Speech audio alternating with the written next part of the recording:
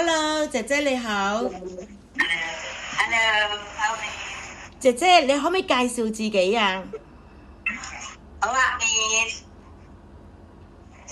早晨大家，早晨先生，我想介紹自己。我叫蘇希妮，我今年43歲，我結咗婚，我仲有阿爸同阿媽，佢哋做監天。我個日8/50ละไม้我仲50公間，我拜山睇穆斯林，我讀到高中學畢業，我以前做過嘢喺馬來西亞6年2005年到2011年，支付父母3種病白茶白水正講正屋企西產將3米少將最終喺老闆屋企有3個人，小姐婆婆長健康公公。我以前做過嘢喺加拿大6年2018年到2020年，照顧婆婆慢慢行過3歲，正講正屋企曬衫將3米少將最少喺老闆屋企2個人，婆婆長健康公公。我識做中國生活紙煎雞煎蛋煎拜父華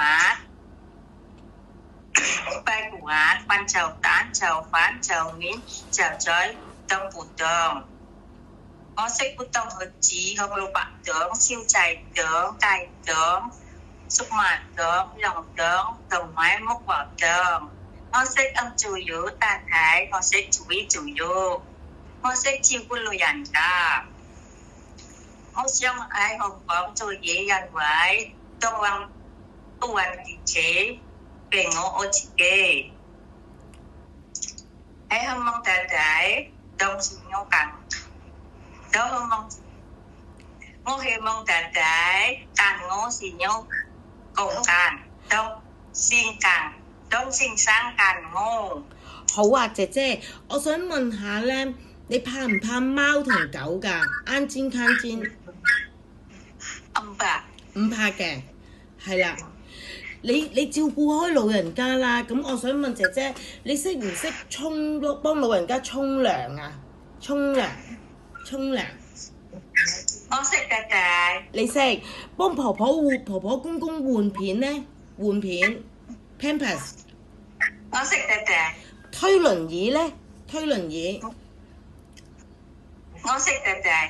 Very good 啊，姐姐，咁如果有孖枝根中意你，你想過嚟香港做幾耐啊？6年。6年。